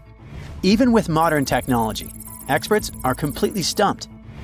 The tablet is about the size of a book, with 60 symbols carefully carved into its surface, but 39 of them don't match any known language. Some resemble scripts from ancient civilizations in the Middle East, India, and Egypt, but none are an exact match. To make things even trickier, part of the tablet is broken off, meaning a piece of the puzzle is missing forever. To rule out a hoax, scientists studied the tablet closely. They confirmed it's made of vesicular basalt, an extremely tough local rock. Whoever carved these symbols must have been really skilled. Based on similar archaeological finds, experts believe the tablet could date back thousands of years, possibly to the late Bronze or early Iron Age. Some symbols repeat, which could mean they're numbers. Maybe it's an inventory list, a record of battles, or even an offering to the deities. Until someone cracks the code, the Bashplemi tablet remains an unsolved mystery from the depths of history. Experts are still stumped with what this Minoan disc might mean. The Phaistos disc is one of the most mysterious finds from the Minoan civilization. This 6-inch clay object, discovered in 1908, has strange spiral markings that no one has fully decoded yet. The disc has 241 symbols on both sides, showing everything from people and animals to tools and plants. Experts have come up with many theories about what the symbols mean. Some think it's an early form of Greek. Others suggest it's a prayer or a hymn. And some even believe it could be a letter from a king in Anatolia to a Greek ruler. Let's see who will be the first to figure this out. It's always a fun day at an archaeologist's office when they find something as big as a 2,000-year-old marble head. A French archaeologist mission went digging inside an old medieval house near Alexandria in Egypt and found a statue's head depicting an old, possibly ill man. This statue dates from the last Egyptian dynasty before it became part of the Roman Empire, and the site where it was found is associated with the likes of Cleopatra and Mark Antony. For archaeologists, even the smallest finds at this site means a lot. You've heard of Lucy, right? The Australopithecus that was an early ancestor for us humans. Well, scientists found some of her species' footprints somewhere in Tanzania. The so-called Laetoli footprints are over 3 million years old. The trail stretched 88 feet and has about 70 footprints, left behind when a bunch of early humans walked across some wet volcanic ash. What's cool is that these early humans were already walking on 2 feet, like us, not all hunched over like apes. The close spacing of the prints shows they probably had short legs and a shorter stride than we do today. In an ancient Egyptian temple, archaeologists uncovered a shrine unlike any other, a place dedicated to falcons and 2 mysterious deities. One deity had a falcon's head, while the other wore a crown with a sun disk and cow horns. But the most baffling discovery was an inscription that read, "It is improper to boil a head in here." At the heart of the shrine, there are 15 headless falcons carefully arranged on a pedestal, likely as offerings to the falcon-headed deity. One theory suggests the birds were boiled first, perhaps to pluck their feathers, before being placed in the shrine, following the strange rule carved into stone. Archaeologists also found a 13-inch iron harpoon nearby. Its true purpose remains unknown, although the shrine also held remains of fish, mammals, and bird eggs, suggesting that the rituals may have included feasting. And speaking of ancient Egypt, meet Hathor. Scientists named her after the ancient Egyptian deity of motherhood, music, and singing. This wooden statue, housed at the Metropolitan Museum of Art, was thought to be just a beautiful artifact, until a surprising secret was uncovered. Using an X-ray machine, experts found a mechanical operating system inside it, with pulleys and axles connecting her shoulder to her left leg. When activated, the system made her hand raise and lower, an engineering marvel from over 3,000 years ago. The statue was created during Egypt's Middle Kingdom, around 1800 BCE, and is often compared to 19th century automata due to its advanced design. It's believed the statue was used in religious ceremonies, symbolizing Hathor's role in dance and music. An unexpected discovery happened in northern Kuwait, where a Kuwaiti-Polish team uncovered a mysterious 7,500-year-old statue. The statue features an elongated skull, no mouth, narrow eyes, and a flattened nose. This feature is thought to be an Ophidian figurine, named after the Greek word for snake, and it was likely made by the Ubaid culture, a civilization known for their pottery skills. While no one knows exactly what role this weird statue played, it might have been linked to rituals or symbolic practices. Some scientists think these figurines, found in homes or final resting places, were tied to important cultural beliefs. We couldn't mention unresolved mysteries of this world without speaking about these elongated skulls. In the deserts of Peru, researchers uncovered 5 ancient skeletons, 2 with unnaturally elongated skulls. While head shaping was common in many cultures, these skulls, defy explanation. Local legends tell tales of the so-called Gentiles, a mysterious race banished underground by the powerful deities. Some say this is what the skulls represent. Others think this is some type of genetic anomaly, which was confirmed after finding an infant skull, too large to be artificially shaped. You have heard about Nikola Tesla. You have definitely heard about the Great Pyramids in Egypt. But what if I told you that Tesla may have probably uncovered the ancient mystery surrounding the pyramids? Wait, what? Is this a crossover episode? Nope. It's highly probable that the secrets of the pyramids are hidden in plain sight. But first, let's recap what we know about the pyramids. What's so mysterious about them? I mean, they are just old quirky buildings, aren't they? One of the biggest questions is how they were built. Some people think that the pyramids were created by people using only their hands and muscles. But others think that there might have been some kind of crazy energy source that we don't know about yet. Like, what if aliens helped out or something? Just kidding. But this idea of some unknown energy source being used to build the pyramids has been around for ages. Even in old texts, like the pyramid texts, it talks about how the gods gave us something to build a great power. So maybe there was something really powerful and mysterious going on back then? Who knows? Back in the early 1900s, he got obsessed with the Great Pyramids of Egypt. He read numerous books about these ancient structures and was blown away by how much energy they seemed to have. At that time, not many people knew much about electricity, and Tesla started to wonder if there was some kind of advanced tech hidden in the pyramids. He had an idea that the power of the pyramids had to do with electromagnetism, and he put a lot of time and effort into trying to figure out the mystery.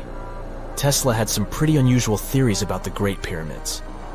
He thought that they could actually store and move electricity, which could then be used to power up the areas around them.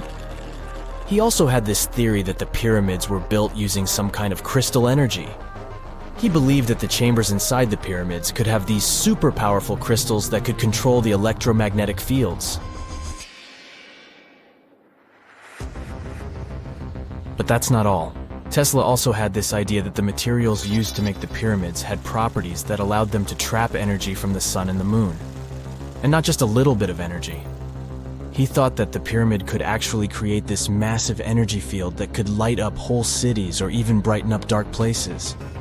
He thought that the pyramids could be used as giant power plants to generate electricity and run machines. Tesla even believed that the pyramids were somehow linked to cosmic energy, which could be used for spiritual enlightenment and healing. How very new age of him. Anyway, Tesla wasn't just pulling these ideas out of thin air. He was seriously into studying everything he could about the pyramids, from ancient artifacts and texts to hieroglyphs and drawings. And he came up with this idea that the pyramids were designed to be energy amplifiers, and some kind of unknown energy source was used during their construction. Some people thought Tesla was eccentric for coming up with these theories, but his ideas have actually had a huge impact on the way we think about the pyramids today. Researchers and scholars have been digging into his theories for years and using them to uncover some of the biggest mysteries surrounding these ancient structures. For example, recently scientists have used theoretical physics to investigate how the Great Pyramid of Egypt would react to certain radio waves. They found out that if the radio waves were a certain length, the pyramid could concentrate the energy inside its rooms and focus it under its base. The scientists did lots of calculations to figure this out. They first thought about what radio wavelengths would work best. Then they made a model of how the pyramid would react to the waves. They figured out how much of the energy from the waves would get absorbed or spread out. Lastly, they checked how the energy would move around inside the pyramid when the waves hit it. To help explain all of this, the scientists used something called multipole analysis. This is when you take a complicated object and break it down into simpler parts. Then you can see how each part interacts with the energy that's coming in. It's like taking apart a puzzle to see how each piece fits together. The researchers are interested in how all of this can be used in the future. They want to make really tiny particles that can do the same thing as the pyramid, but with light. By changing the size, shape, and the material of these particles, they can control how the light moves around them. This can be really useful for things like making tiny sensors or super efficient solar cells. The scientists had to make some guesses when they were doing their research. They assumed that there weren't any hidden spaces inside the pyramid, and that the material used to build it was all the same. But even with these guesses, they still made some pretty impressive discoveries. But the pyramid study is not the only proof that Tesla was ahead of his time. There are more Tesla's projects that seemed unrealistic at the time, but that scientists and enthusiasts reevaluate and try to implement today. Let's talk about Tesla's most ambitious project, the Wardenclyffe Transmission Tower. Back in 1900, Tesla was already a big shot when it came to electrical engineering in America. People were blown away by his amazing inventions and the fact that he managed to outdo Thomas Edison in the battle of currents. However, Tesla wasn't content to rest on his laurels. He decided to embark on his most ambitious project yet, the transmission tower at Wardenclyffe. It was built between 1901 and 1905, and it was based on one of Tesla's breakthrough ideas. He had a vision to make the impossible possible by creating a global wireless communication system. It would use Earth itself as a conductor, transmitting music, news, stock market reports, secured military communications, and even facsimile images. Does it sound familiar? Right, it sounds just like the internet that we use today, only without the use of any wires. But Tesla had a much bigger dream in mind, to transmit power wirelessly. He already proved that high-frequency signals could be sent without any wires using his Tesla coil transformers, and this sparked his obsession with wireless energy transmission. His vision was to not only transform the way we communicate, but also to find a way to transfer power currents globally by tapping into the Earth's natural energy. Tesla believed that there was an abundance of free energy all around us that could be used for humanity's benefit.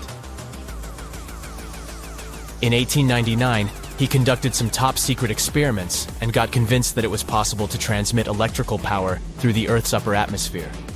This is actually how the Wardenclyffe Tower was created. It was supposed to be the prototype station for a network of towers all over the globe that would provide the whole world with wireless energy. Unfortunately, Tesla didn't have the resources or the patience of his investors to bring this project to fruition.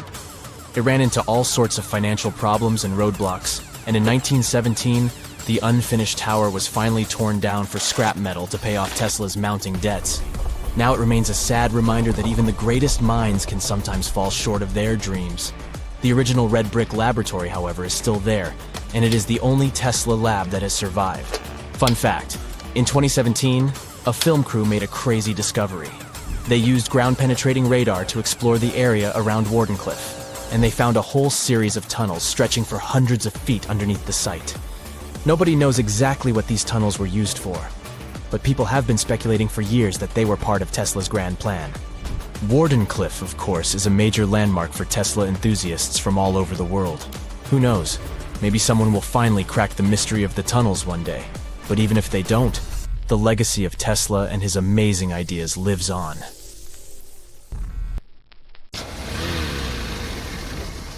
And now we're off to almost 5,000 years ago. Let me take you to ancient Egypt, where back in 2550 BC, guess what? The construction of the Great Pyramids of Giza started. People learned to build cathedrals and skyscrapers, but it wasn't until recently that these massive buildings appeared.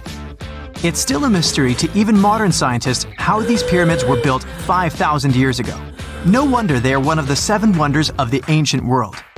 They're also the oldest of them and the only wonder of the ancient world that still exists in the 21st century. It must have taken a lot of cooperation to build a thing that massive, even for today's metrics. But the Giza pyramids weren't the first pyramids ever. The first one, called the Step Pyramid, was built around 80 years before the first Pyramid of Giza, in 2630 BC, for King Djoser. It wasn't meant to be extraordinary, but ended up being quite impressive. It was a pyramid of 6 stepped layers of stone. It was 204 feet high, which is as tall as a 19-story building. And it was the tallest building that existed at that time. It wasn't just a pyramid though, it was surrounded by a whole complex of buildings. including even courtyards. In ancient Egypt, people believed in the afterlife, so everyone, especially kings, wanted to make sure they had everything they needed to get ready for it. Here's why the pyramid complex was perfectly supplied with a lot of objects people used every day. The complex included a pyramid and a kind of a palace. Those buildings had many things the king loved and might need one day, like furniture, food, and gold vessels. After Djoser, building pyramids became common practice, but many pyramids weren't finished. It would usually take about 20 years to build one, but many rulers reigned way less than that. Overall, there are more than 100 pyramids. The most famous pyramids are the Great Pyramids of Giza. The first one and the biggest one was built for Pharaoh Khufu, around 2550 BC. Initially, it was 481 feet tall, which is as tall as a 40-story building. The second pyramid was built for Khufu's son, Pharaoh Khafre, around 2520 BC. It's just a bit shorter, usually standing at 471 feet high, a 39-story building. This is the pyramid with the famous statue of the Sphinx. Sphinxes have a lion's body and a human head. They were built to guard important areas. This one has the head of Pharaoh Khafre and is guarding his pyramid, facing the sunrise. The Sphinx is most well known and is one of the world's biggest and oldest statues. Originally, it had red color and did have a nose. It's still possible to see the trace of red pigment by its ears. But no one knows exactly when the nose disappeared. For some time, the Sphinx was sort of hidden underground, being covered with sand up to its shoulders. Luckily, in the early 1800s, an adventurer with a team of 160 people dug it out. The third pyramid of Giza is the smallest one, being more than twice shorter. Originally, it was 218 feet high, about the height of a 20-story building. Built in 2490 BC, it was a pyramid for Khafre's son, Menkaure. The pyramids are designed to align with the points of the compass, and their sides symbolize the rays of the sun. But back at the time, there were no compasses. Ancient Egyptians figured out the directions themselves, and with amazing precision. To align the pyramids, they used two constellations. Originally, the pyramids were covered in smooth white limestone and had a gold-silver top to reflect the sun. Later, the white limestone was taken from the pyramids by other kings and used for other buildings. Scientists estimated that ancient Egyptians used about 2.3 million stone blocks to build the first pyramid. Each block weighed more than 1 ton. This is the weight of a rhino. Some blocks were even bigger, being almost as heavy as an elephant. 4.5 millennia ago, there was no modern equipment to help build it. There were no machines, no wheels, and even no steel. The only metal available to them was copper. Even today, scientists aren't sure how the Egyptians managed to build the pyramids. There are no records left that would shed light on it. Some even think that Egyptians wanted to keep it as their secret and didn't even record it on purpose. Many believe that poor people and foreigners built the pyramids, but it's not true. Actually, the builders were very skilled workers, and they were fed and paid well. The archaeologists claim that the builders lived in a nearby temporary city and were a highly organized community with a strong leader. Scientists say that around 20,000 people worked on each pyramid complex, and it took about 20 years to build each. It probably was a national project. The construction site was large in resources, and food and essentials were likely to be contributed from all parts of Egypt. Even with all that support, it remains unclear how people managed to cut, transport, and assemble those huge stones. One of the theories suggests the stones were most likely transported on boats down the Nile River. Then, there was a harder part. They had to be moved to the construction site. For that, they probably used wooden sleds. It wasn't very hard to pull them because the sand mixed with the right amount of water was pretty slick. And 10 people could move a sled even with a rock weighing 1 ton pretty easily. Finally, one last problem. The stones had to be lifted and put into place. Archaeologists have discovered the remains of the ramps system that dates back to when the pyramids were built. Most likely, the Egyptians designed a unique system to move and pull huge stone blocks, but no one knows what it looked like exactly. The most common opinion is that there were several ramps around the pyramid to help move the blocks. The ramp was growing with the pyramid getting higher.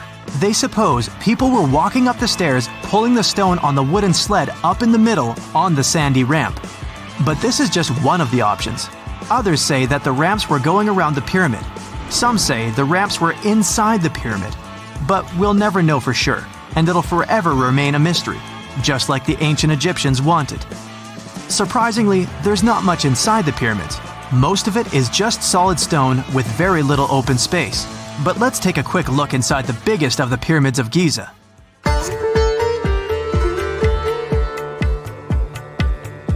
From the entrance, there are two stairs, one going down and the other one going up. The descending one takes you to a chamber located underground. That's where the pharaohs are, but not in this pyramid because Khufu wanted to stay higher. The underground room is partly unfinished. The room with Khufu's sarcophagus is called the King's Chamber. It's upstairs and then through the tall and long Grand Gallery.